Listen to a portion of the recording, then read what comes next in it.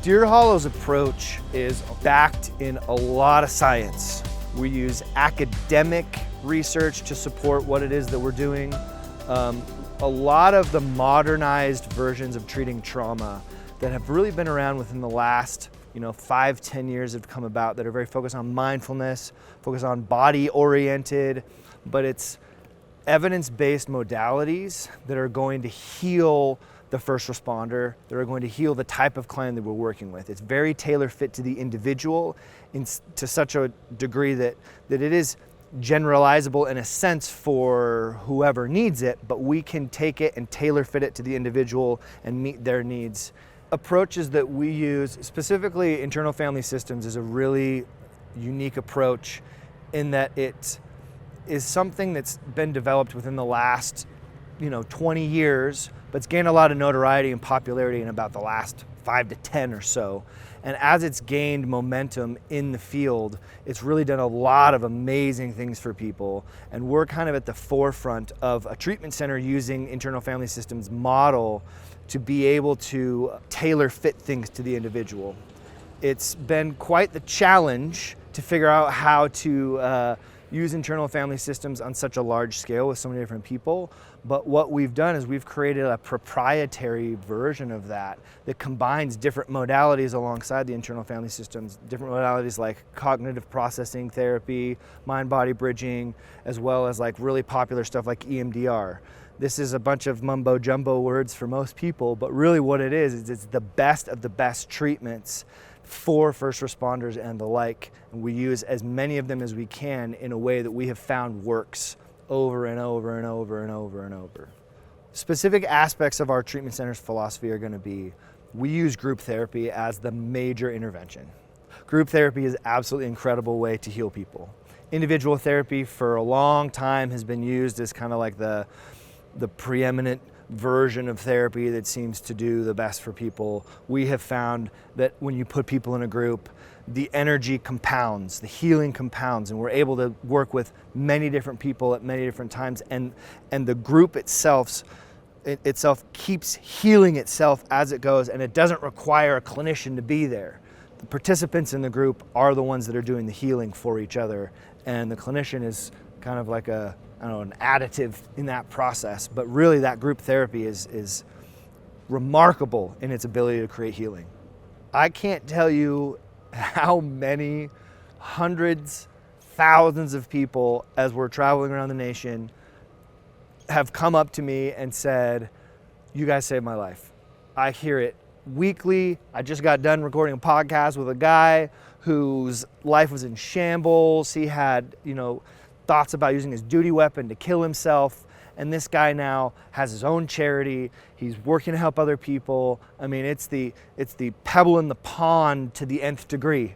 I mean, the amount of contagious healing that is happening because of what we're doing is immeasurable, really. It really starts with our unique philosophy that the individual needs to be treated individually, and that we use our unique method of combining groups, individual therapy, and the best of the best treatment modalities that heals people and creates that long-lasting change that we really want.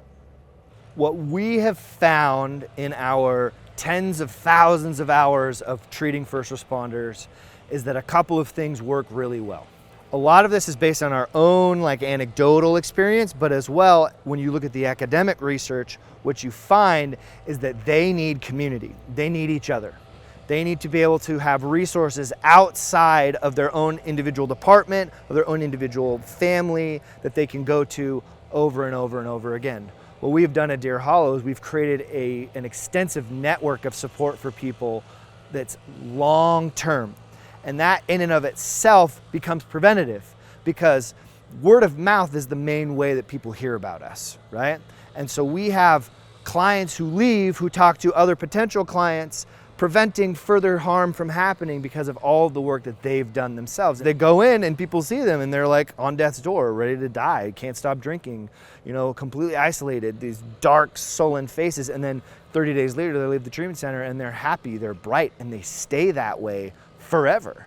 And we have countless reports of this happening, countless examples of people who come back to the center and they're like, we want to help.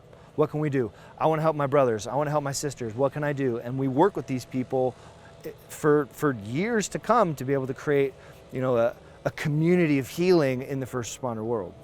One of the major programs that we're using right now that we've created because we saw a need. One of the major needs that came out of our work that we did is we found that as people would leave treatment, they weren't returning back to work.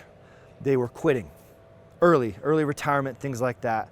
And we determined through a lot of painstaking research that this is because we're intervening quite late when it comes to the traditional model of treatment. We needed things that were more preventative in nature. So we actually created a whole new element to the program called First Watch. And what First Watch is, it's really a landmark effort to create preventative care for entire departments, for entire communities, for entire organizations that has a systematic way of identifying, diagnosing, triaging people who need help early on so that we're not giving help late in the game, we're giving help early in the game so they can get back to work, so we can keep people in their jobs, so we can make sure that people are staying healthy rather than getting sick and becoming healthy again. That's a major goal of ours that we've had for a long time, and the First Watch program is a remarkable effort in trying to prevent problems before they happen, which is really backwards in our kind of like model of treatment that we use in medicine. In medicine, traditionally, what we do in this country is we wait till things get bad and then we treat it with a medicine, right? We treat it with surgery. And once things get really bad, that's when we intervene. It's really hard to see it early. And so we've come up with a model that's quite good at detecting things and preventing things very early on in that process. We've talked to first responders themselves and asked them what they need. That's a major effort that we've been doing for a long time, getting tons of feedback from the people we've worked with, from the communities we work in, from the departments we work in, from administration on down to new recruits. What we've found is that what they want, we can provide. We then have gone to the academic research that's currently in process, that's being done, that has been done, and we've overlapped the two, and we found some common threads.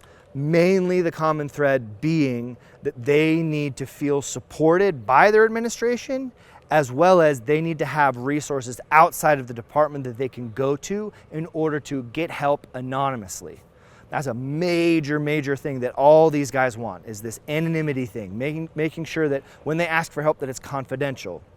This is problematic in that the system that's in place right now for people to get help in the first responder world is they have to go to somebody in their department who is their peer support person.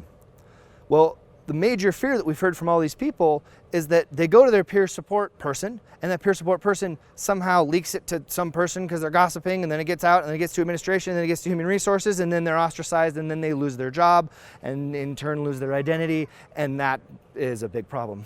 So what we've tried to do is create a so-called, a net that can catch people who need the help. But that net is not necessarily in the department. It's external resources. It's peer support outside of their individual department. It's a clinician that's available out, 24 hours a day, 7 days a week to talk to. It's creating resources that are available to them that are supportive in nature, but also confidential and provide the anonymity that they need so that they don't end up, with fearful of losing their job, essentially their identity.